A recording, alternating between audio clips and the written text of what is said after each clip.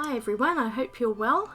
Today I'm doing the June's challenge for Coloured Pencil magazine, and it is a pink dogwood flower, which you will eventually see once it starts to appear on the screen. At the moment I'm starting with the background and I'm going in with Faber Castell Albrecht Durer pencils. And that's such a hard name to pronounce. And I am using Fabriano extra white cold press cotton paper for this, which I've cut out from a larger sheet, and it's a size A4, and I've stuck it down with a bit of washi tape. I tried to pick a tape that wasn't too bright so that it's not so distracting in the video here.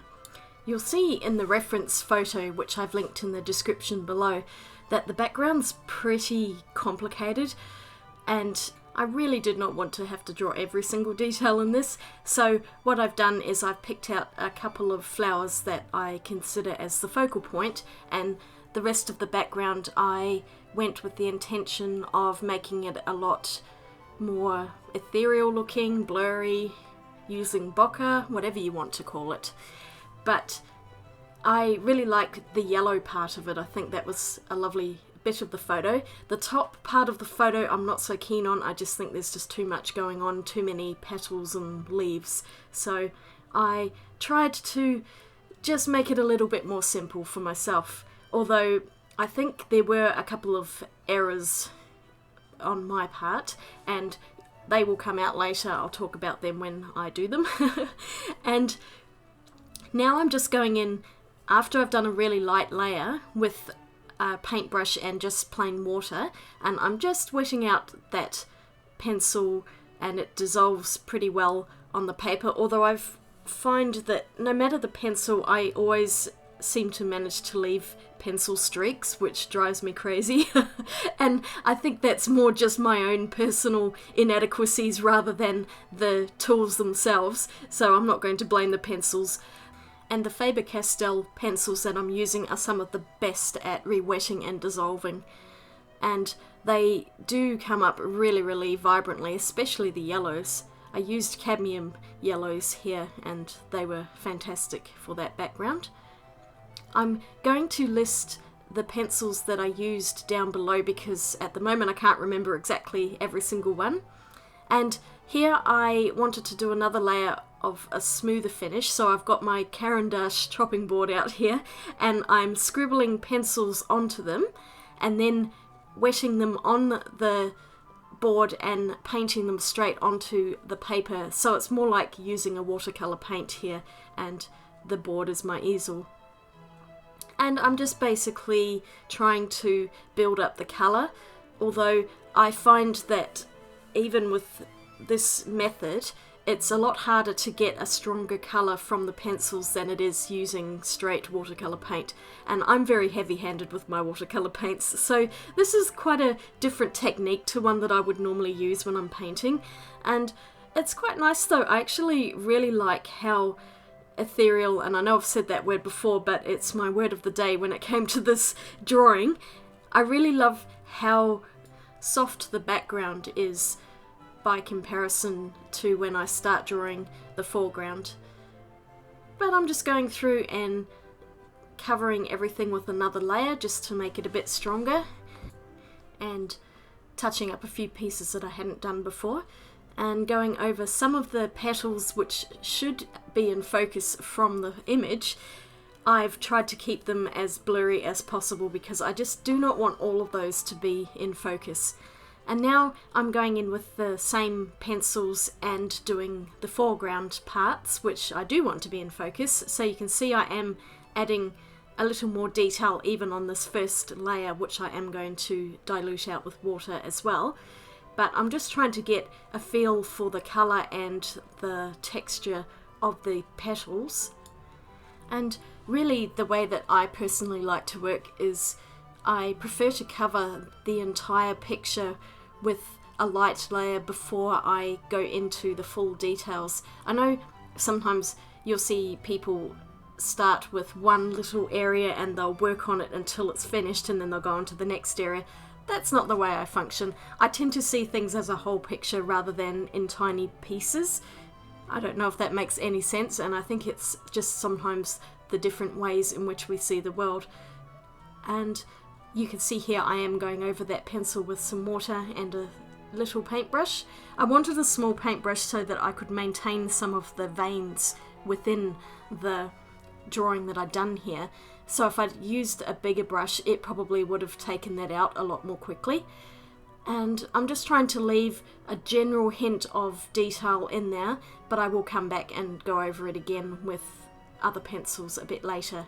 And I'm going through and picking out some of the leaves that I want to have as foreground ones. So for this whole drawing, I really was only using a few colours. I did a fairly limited palette. Okay, this is the one petal that I should have left blurry, and I made it too strong, and can you see how it's just drawing your eye to it, and I really hate it. So I will attend to it later in the drawing, because I originally thought I was going to make it a foreground one and make it in focus, but it just does not go with the rest of the image. It just, it's driving me crazy just looking at it. But anyway, we'll try and ignore it for now. So I went on and I decided that I wanted to have a second flower in focus as well. Rather than just the one on the left, I wanted to balance it out by having one on the right as well. So I'm going through with the same coloured pencils and trying to get a bit of detail in there, and also doing the leaves that I want to be focal points as well. And I missed a little bit of yellow there. So there's a couple more green leaves, and I did some of the ones here, but I think the ones in the top left corner ended up just going into the background as well, because I was making decisions as I went rather than having a full plan as to what was going to be in focus. And the last thing I did was go through and draw in the twigs and branches that I wanted to have in focus as well. So hopefully by now you can see the parts of the drawing that will be the focal point, and the other bits of it which will then fade into the background as a pretty blur and not be super dominant in the picture. So just going over this with water. I wasn't very precise with the pencils. It's not such a big deal when you're going to dilute them out, because the colour will spread and you won't see that scratchy detail quite so much. And now I'm going in with different pencils, and these are the Faber Castell Polychromos, which are oil based and will not dissolve in water. And I prefer these for doing the actual details because you can get a finer point and they have a nicer texture. I don't care so much for the texture of the water-soluble pencils. It's like they're a little bit gritty or something, but the Polychromos are lovely and smooth, and you can just get wonderful detail with them. The other fantastic thing with Faber Castell is that pretty much all of their professional art products all have the same colours, so you can use exactly the same colours from the Polychromos as you can in the Albrecht Durer sets. I really struggle to say that name. And I have listed, as I think I mentioned before, the colours below, because I'm sure there will be a few people who are interested in that. But basically I've used some of the pinks, I think about 3 pinks, and then I used 3 yellows. I tend to work in groups of 3, and maybe 2 or 3 greens in the background as well. And I also used the white pencil, which is nowhere near as opaque as some other brands, but I do find the Polychromos one is quite good for blending over the top of things, and it does produce a little bit of white, but nowhere near the amount of other pencils. I think it's more like a zinc white rather than, say, a titanium white, which is a lot more opaque. So depending on what I want to use it for, it's either really good or not so good. And I'm just going around getting outlines so that I can really bring that flower into focus and push the background back as much as I possibly can. But you can see how that petal above, I should not have added that edge around it, because you can see that that also seems like it's in focus, and I really didn't want that, so that was a mistake on my part. And at this point I think I was wanting to keep it in focus, but then I realized later it just doesn't match the rest of the drawing, so I did end up fixing it a little bit.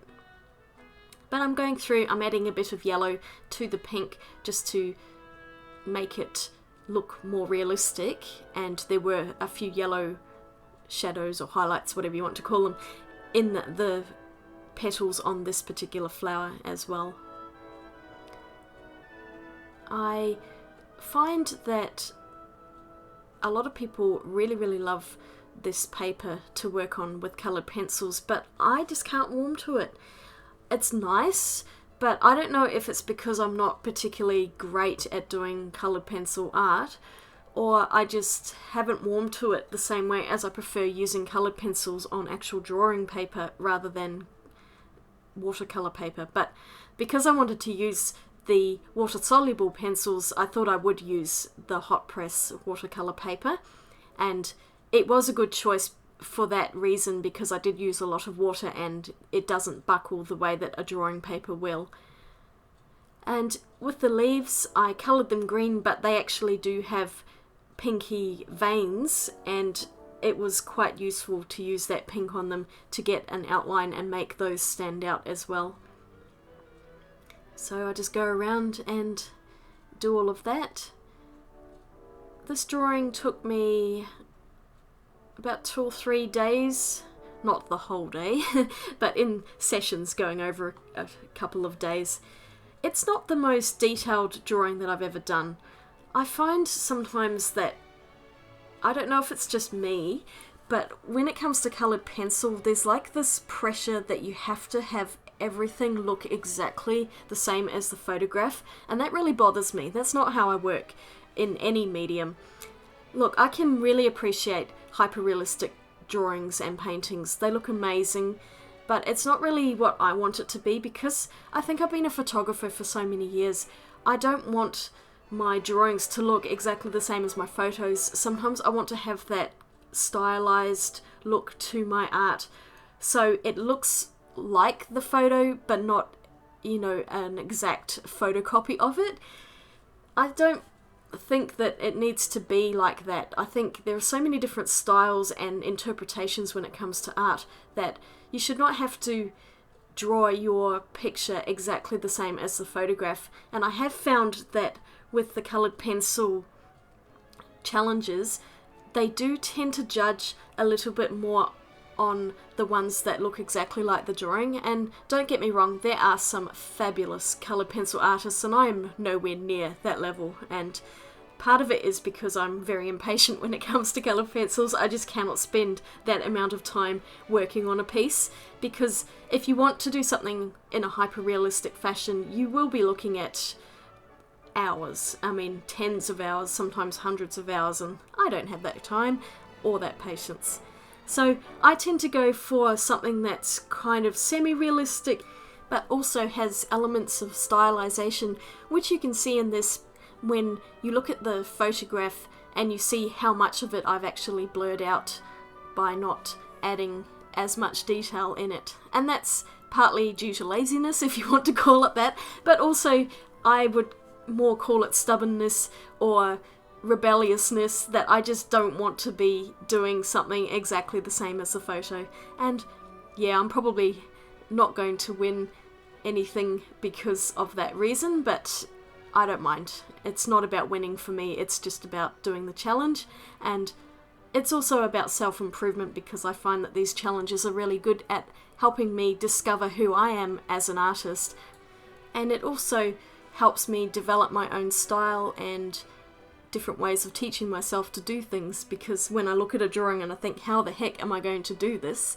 And quite often I'll start off, you know, sometimes feeling quite daunted, or I'll have a particular idea in mind, and as I get into the drawing I find that that completely changes, and I think that being able to adapt to that change is one of the reasons I find I am able to improve. Now after a couple of days I pulled the tape off, because the longer you leave the tape on, the more chance you have of ripping the paper. And here you could see I was trying to fix that background petal, and I went over it with more pink and I was trying to blur it into the background, and I was pretty frustrated at this point because it was just really bothering me, and I'm going, you know, how am I going to get rid of this? So you can see I've started to blur it a bit, and I got in some other greens, and I was just trying to make that background stand out a little more, but also hide that petal into it. But you can still see that one line that I just did too dark, and I could not get rid of it. So then I start going around the petals of the other flower to make them darker and bring them further forward. And it could just be that I've looked at this picture for so long that I am seeing that background petal, but it was just driving me crazy, and I just went over everything and darkened it. And by then I decided that I needed to use just a little bit of watercolor paint, and I used an indigo blue to darken some of the background around the main flower, and I found that more than anything actually pushed everything forward, and I felt a lot happier once I'd done this tiny little bit of detail to the background. So yes, I used a little bit of watercolor paint. Oh, shock, horror.